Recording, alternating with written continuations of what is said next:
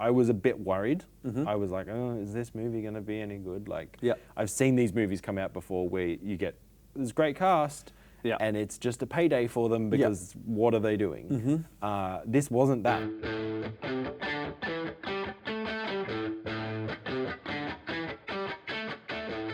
Welcome back to No Bad Seats, the Regent Cinemas podcast. I am here with Sam and my name is Luke. We are kicking off this week with Crime 101. We are. Wuthering Heights and Crime 101 and Whistle are the three films released this week.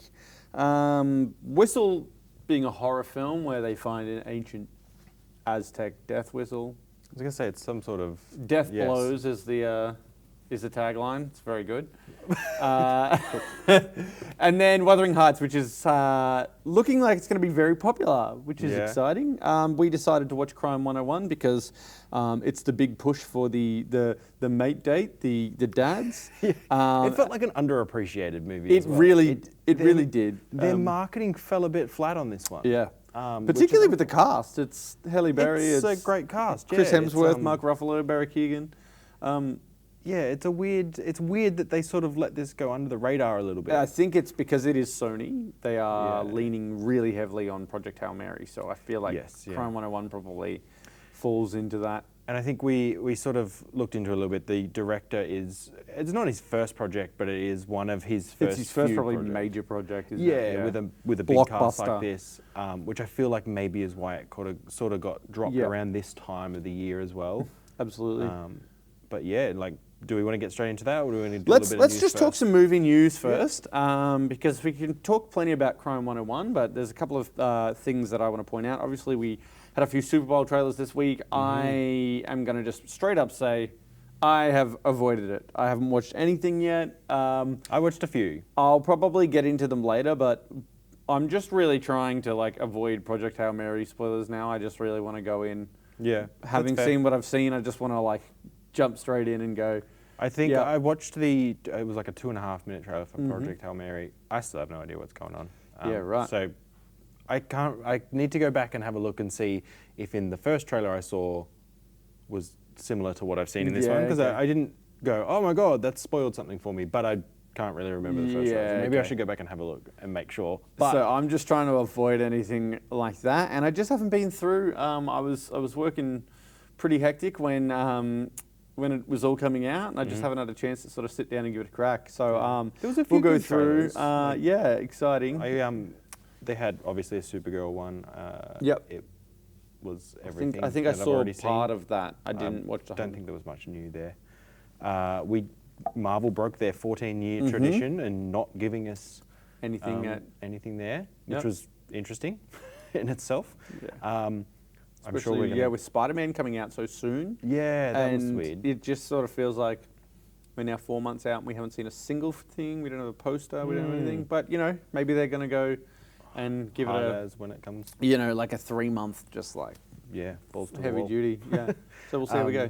The one I did watch that I'm quite excited for is The Adventures of Cliff Booth. I think it is. Yeah. I did. I did see that one. So that was a good little tease. That and Disclosure Day were my two ones that I was really excited to see. Cool. The Cliff Booth one is obviously the.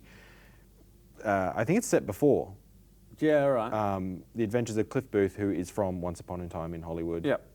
Movie. Tarantino's not directing though. No, Tarantino wrote it. Yeah. But directed by David Fincher, which is just a mashup I never thought we would see. Yep, but happy with it. Yeah, 100%. It looks very David Fincher so far. It's very grimy and dark. Yeah, right. And there's some cool little effects on the screen where they censored it. Yeah, but they censored it with little scribbles that are animated. And I was like, I'm here for this. I did see that. Very cool. Yeah. I think that's pretty exciting. I only watched Once Upon a Time in Hollywood for the first time 2 or 3 years ago. It wasn't that long ago.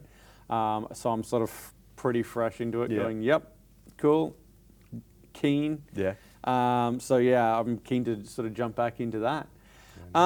There's been a bit of movie news this week. Brendan Fraser is back for The Mummy. Yes. This isn't new information, though. It's official. It was teased. Official. No. Really? It was teased for a while. The Mummy was coming. Yeah. and we knew that there was a Mummy sequel, and he had said that he wants to do it. I'm sure And I he's knew the whole keen cast that he's because Rachel Weisz is back as well. Yes, Yeah. but it's been officially announced. It's Okay. going ahead. Like, it's happening. I think Exciting. there was like, there's been like discussion. It's been like, it's news, but it's not news. They you know, couldn't like, not it's- do it when yeah. everyone was like, "We want it." Yeah, and then so now it's official. That's pretty big. Keen. That's Very a big keen. one. Well, the one thing, 6th of March, at least in Australia, Peaky Blinders, The Immortal Man, is officially announced. So that's cool. That's soon. That is very soon. I still have It's getting a 8 theatrical run. episodes of Peaky Blinders to watch. It is getting a theatrical run. And it is confirmed and on our website already. So Get Peaky your Blinders, The Immortal Man will be in cinemas. Get excited. March 6th or 5th. Whatever the Thursday is, that's when it'll be. I still got a few episodes to watch, but I am still pretty need keen. to watch all of the episodes. Oh, have you not seen any? No. Right. I've seen little tiny bits and Cillian pieces. Murphy. Yeah, I know the whole Good. deal. I just haven't Yeah. never like got round to it. Yeah. It's one of those shows that's Yeah. just like now seems Well, like a big now you task. have not much time to Yeah. catch up so that we can watch the film. I think it's the only film coming out that week. Okay. So it'll be what we watch. There's a good few movies coming up. Yeah. I'm very excited for Scream. You're not. Well, I wouldn't say I'm not excited for Scream. I'm just saying that Scream isn't a movie or a series that I've really gotten into. I'm not a big Which is horror fair. fan. I watched the first 2 Scream movies years ago and never felt like I cared enough about it to go and watch more or watch again. I'm Yeah, like, okay. cool, I've seen Scream. And from everything that I can tell, you've seen one, you've seen them all. But the people who like them Love them. like to just watch, rinse, repeat. But again, it But doesn't it's matter not. because it's like... It is, but it isn't. Well, I mean, if you think about it, it's a lot of franchises are like that. Oh yeah. It's people Fast who and don't Furious. people who don't like Fast and Furious. People who don't like Marvel movies will turn around and go, "Oh, you could just watch every Marvel movie and it's the same thing."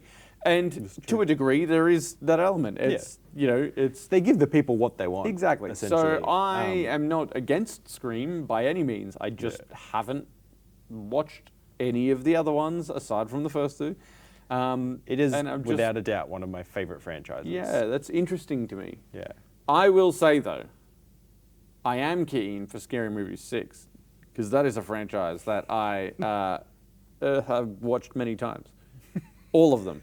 See, scary movie franchises, I'm the same with what you are with Scream. I'm like, yeah, I watched the first couple and then I avoided them like the plague. Like the plague. Yeah, because Really? they just got really bad.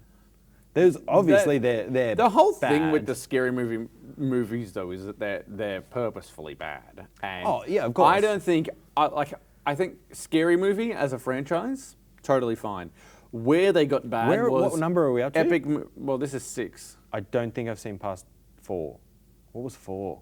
I don't even remember. Yeah, I know remember 1 and 2 3, obviously. But I think the thing about what makes them work and why they're not worse and worse is because each time they're just parodying new films. So I then mean, maybe that sort of 4 fits and in. 5 were just in a terrible time of movies. Then. Yeah, could have been the case, but like you look at these sorts of films that were all sort of coming out, they've gone from the scary movies to epic movie to superhero movie to they Yeah. started to do it with everything, and that's where it's fallen off. Whereas I don't think we've had a scary movie since all of those other ones came out, and this is like I return to don't form. all remember Scary Movie 5. I feel And- like I remember Scary Movie 4, but I can't place what the big movies I were. just can picture the poster for all of them, and they're all the same. Yeah. It's all the same poster, you know. I think the big thing will be the gap between 5 and 6 Yeah. is so significant that there's a lot of things that they can parody. It's probably 15 years since Yeah. they've had a scary movie. I think someone said they're like, if Cindy doesn't run off, I mean, if Cindy's in it, but if Cindy doesn't run Yeah. off doing the weapons run into a pole, Yeah. we're all it's going to be that- yeah, disappointed. exactly. It's like that sort of stuff. Although weapons may be slightly too soon. You know what I Nah. mean? All they need to do is put in the run. Just go back, reshoots. Yeah. The run is all we need from it. Yeah, I got to watch those films again. It's been a while, Yeah. but it's just that sort of really stupid Naked Gun type humor that's like the Wayans brothers really played up. Like you said, the other spin-off franchises was where it got bad, and they were just like... And then they started doing like Meet the Spartans and and Movie 43. It was no longer like stupid funny, it was just, this is stupid. Yeah. It definitely got diluted, but I feel like this is going to be like okay, well, we haven't done this in years, and now we can bring it back, and it's going to be fresh to the degree that style of humor is fresh. But I'm excited for that more so than Scream 7. The only reason that I bring it up is because it's somewhat comparable. Because the first movie has Scream in it. Yes. Well, the first movie was a parody of Scream. Yeah. So, there you go. There is a lot of good movies coming out, and I think Project Hail Mary is the big push for me, the one I'm really excited about. But yeah, I mean, we've got lots coming out, and as I said, like even having things like Peaky Blinders, like that series has a big following, and I would say that it's going to do well when it comes in, because we'll have it in gold class, I assume, and the people who want to see it are really enthusiastic about it, and we'll go, man, imagine watching Peaky Blinders on the big It has screen. one of those very loyal fan bases. Yeah, exactly. So yeah, and who doesn't want to see more Cillian Murphy all the time? It's true. In everything, just put him in everything. He's great. When is Project Hail Mary? In mid-March. Mid-March, cool. Yep. So not far off. Not far Very off. excited. Like I said, everything I have seen from it, there's a lot to be like, I have no idea what's going on, but it just looks so good. The Greg Fraser's cinematography is just fantastic. Chef's kiss. Like, it's beautiful. Yeah, every time you see that he's involved, you just, yep. I'm happy. 100%. Sold. I feel very much that about Larry Fong as well. Yes, He's someone who, when I see he's working, I'm like, yep, all right, Larry Fong's there. I'll be there. I mean, do you have any movie news? I mean, there's been little things here and there. Little things here and there, and it's mainly been sort of trailers in this last couple of weeks because of the Super Bowl, and I think everyone just puts all their effort into like, hey, let's do that. I can't really remember any notable news. We of course lost a few notable people. Yeah. Which is horrible. I feel like it always happens at this time of year. Yeah. It's like, Catherine O'Hara. James Vanderbeek today. Yeah. That's always unfortunate, but it is. It is. As I said, like, I don't know why. I know, like, wasn't James Vanderbeek like 90210 or something in the Dawson's Creek? Dawson's Creek, right? Yes, yeah. But the first thing that I thought of was this Power Rangers bootleg short film that was done, where he was torturing a Power Ranger, and it's like it was really well done. They made it like think Zack Snyder's Power Rangers. Was it Adi Shankar you said was involved? And I remember there was a run where he was like making these kind of bootleg franchise movies where it was like, I'm going to do this, and it's this like 10-minute short film. We're going to show you how cool this could be. It got pulled down immediately. Yep. And then they allowed him to post it and like change the title to a Power Rangers bootleg, and struck some sort of deal where they made all the money off it or whatever. Like, fair enough. But it was really cool, and James Vanderbeek and Katie Sackhoff were in it, and because of course we did get that Power Rangers movie, like the 2017 one. Was it 2017? Yeah. I thought it was like early 2010s. Power Rangers 2017 is one of these films that I'm like, it's such a waste, because I absolutely love the film. I've only seen it the once. I saw it twice in cinema. Yeah, okay. I went and watched it, and then me and my best mate who grew up playing Power Rangers also then went and watched it. And I've got the Blu-ray. Like, I honestly love that film. Dacre Montgomery as Jason, fantastic casting. Naomi Scott as Kimberly. Yeah. You got Becky G, Selena Gomez as Becky Gomez, who was also a singer at the time. Yep. Ludi Lin. Yeah. And I remember the RJ cast being Styler. great. And then you've got Bryan Cranston as Zordon, Yes. Bill Hader as Alpha 5, and you've got Elizabeth Banks as Rita Repulsa. Like, it was a really, really good cast. The core five have then gone on, like, RJ Styler, who played Billy, was in that Me, Earl, and the Dying Girl. Yes. Yep. which he was getting like a lot of buzz for that because it was one of those films that it was like, that sort of bit of an artsy film where you're doing that. Ludi Lin had just come off like doing things like, or had turned around and gone like, all right, now he's in Aquaman. Now he's like doing all these like other big projects, and you've seen him in a bunch. Naomi Scott turns around Princess Jasmine in Aladdin, and then she's gone on to do Smile and she's Smile great. 2, and she was in that Elizabeth Banks Charlie's Angels reboot. Yes. Yep. Not that it was very popular, but she was in it. And then Dacre Montgomery's like gone on to do Stranger Things and be Billy, and everyone's like, yeah, how good is he? Yeah. Why are we not seeing more of him? Exactly. And he's Australian. Yeah. Yeah. No. It's unfortunate we haven't seen much more of him since Stranger Things. Yeah. I think like that Power Rangers film, essentially what happened was they went ahead and announced that they were making 6.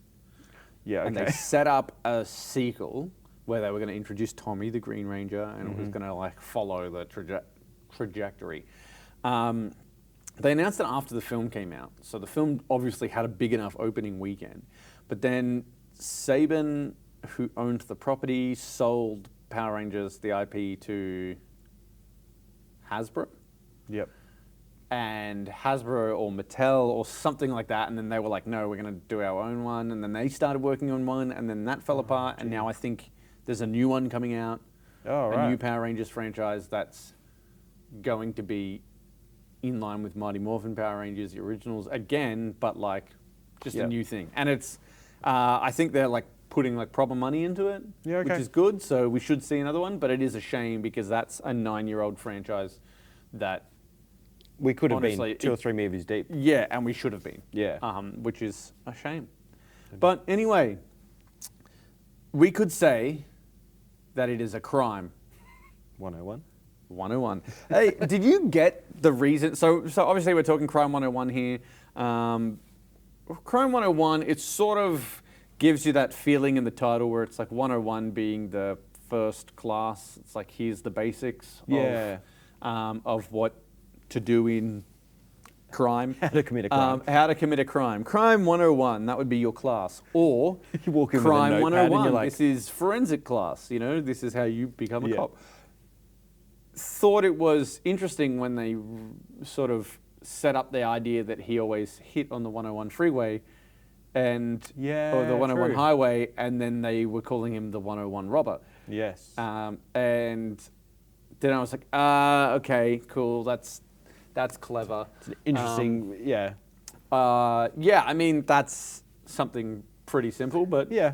Let's kick off with what the movie's about. Chris Hemsworth plays a robber who is essentially taking out like insurance deals, or I think so. Yeah, it's that's what we sort of get dropped into as these sort of insurance type it's deals. not that he is taking insurance deals. It's that he is really plugged in and stealing from people who he knows. Essentially Robin Hood, but he's but not giving to the poor. He's just stealing from the rich. Yes. And the rich that have these big insurance policies are then getting the money back. Yeah. He's like, we're just screwing up.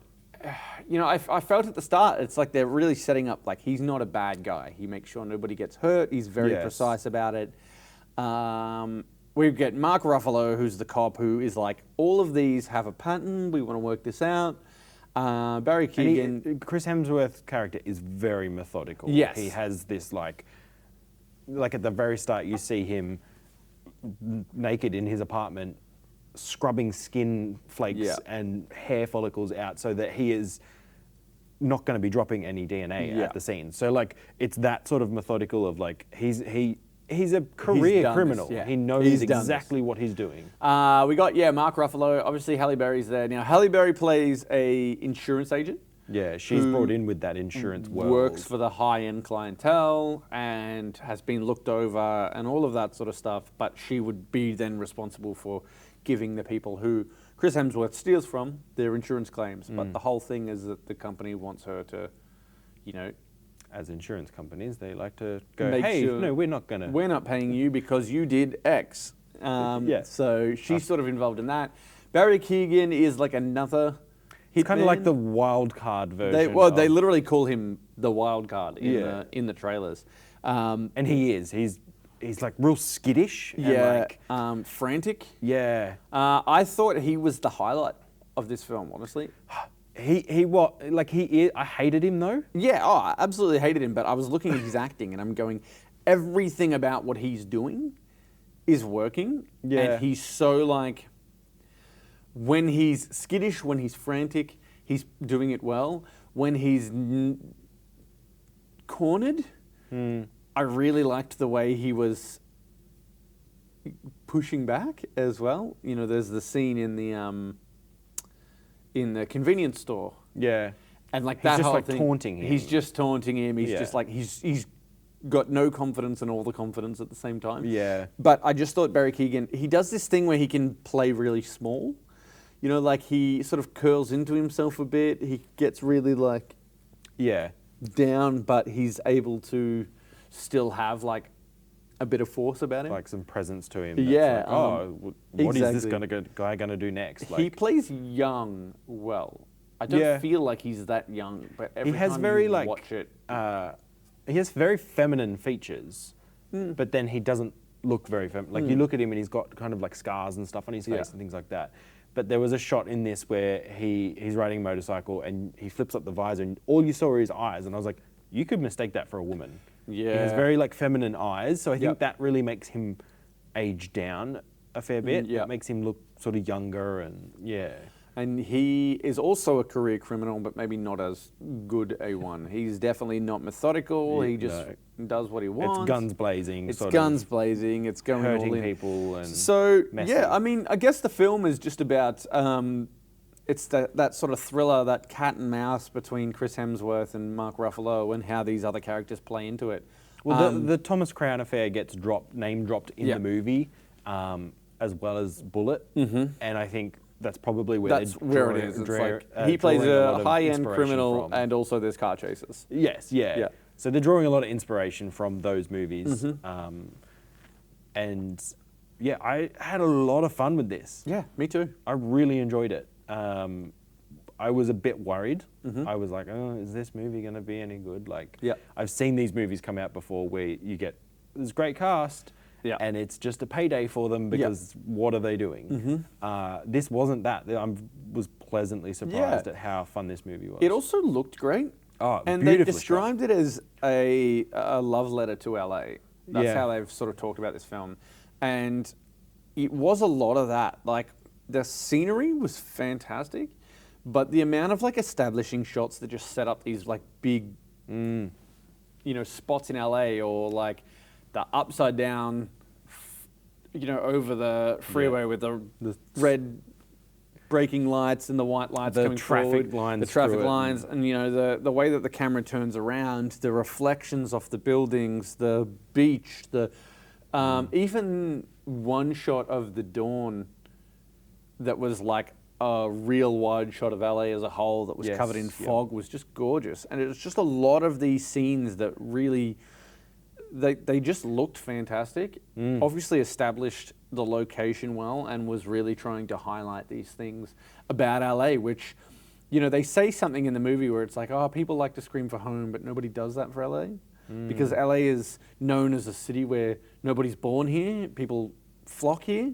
Come here and try to make it. Or Yeah, whatever, exactly. yeah. So, you know, it's rare you see people homegrown LA, and I think that there's a bit of a sentiment about Yes, that, and yeah. you know, there's that from the, you know, that's obviously what the director was talking about. I do wonder whether he's someone who's grown up in LA, because he does sort of get that Possibly, yeah. vibe.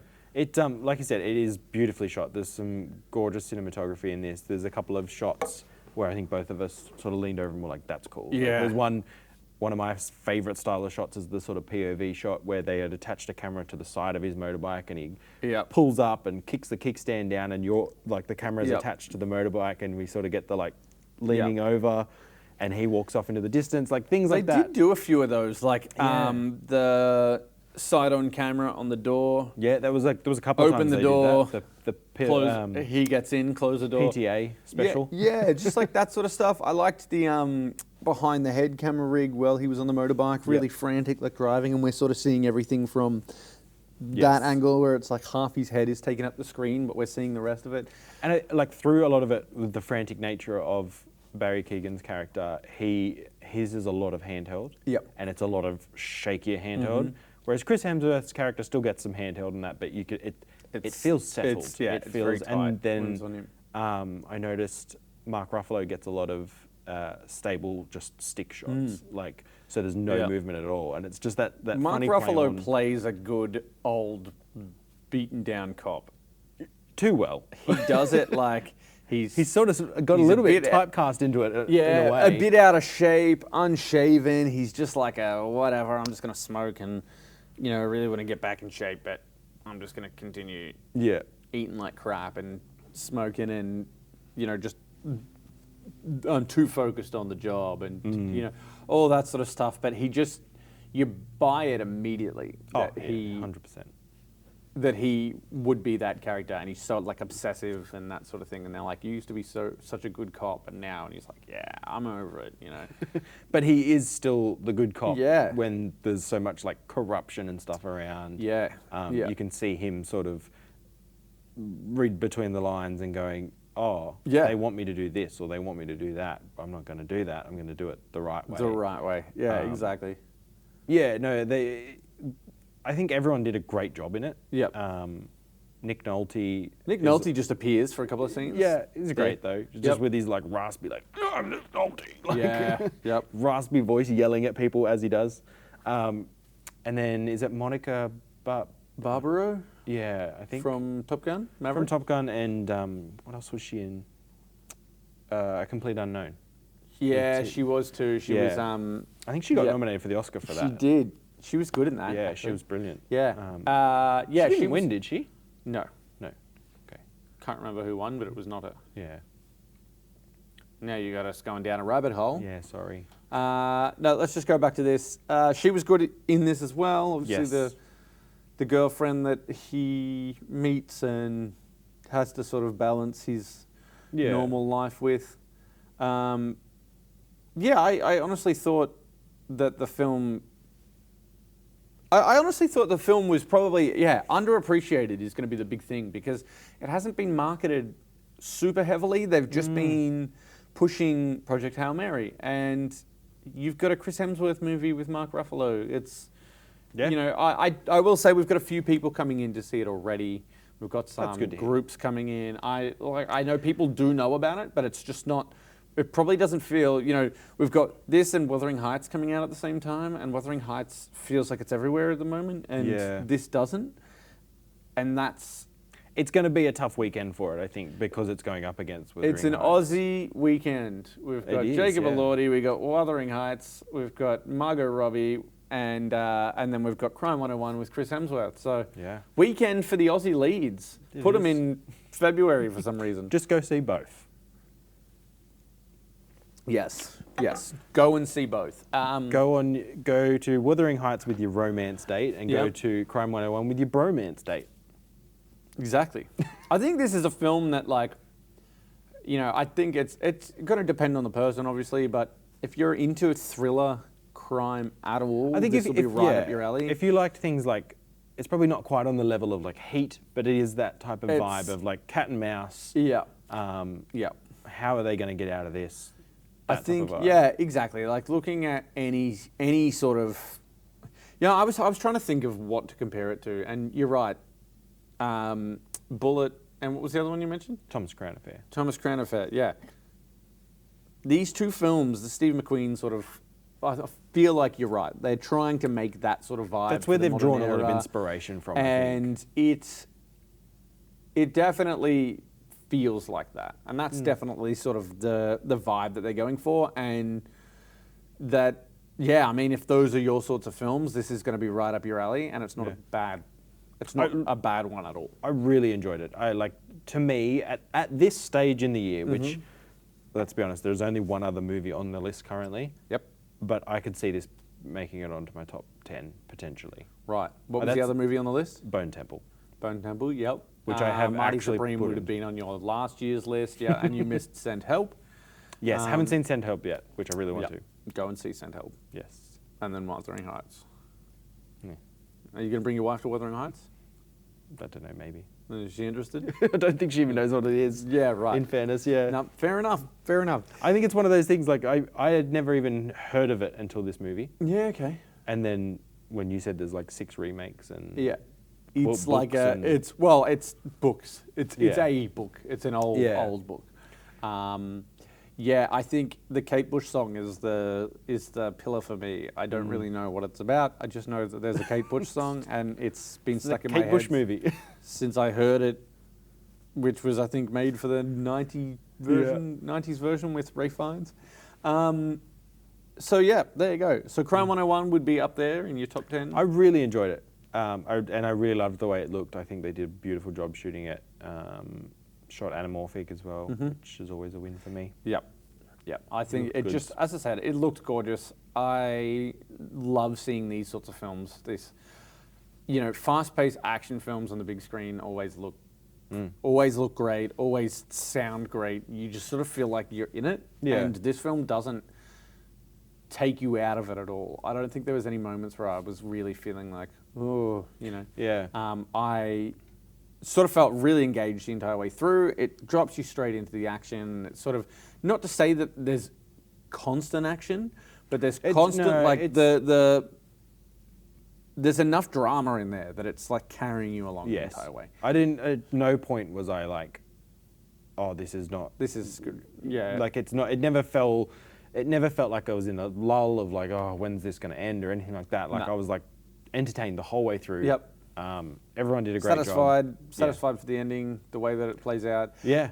I did love that you immediately pointed out that Chris Hemsworth's eyes looked darker, and then within like 5 minutes of the film, he's like taking contacts out, and I was like, cool, all right, you grabbed it pretty quickly. I was like, yeah, doesn't he have blue eyes? You notice, like, someone that you see so often in movies and stuff, and then you don't realize how much the changing color of their eyes like completely throws their look. Yeah. They still look like Chris Hemsworth. Yeah. Like, he's not fooling anybody.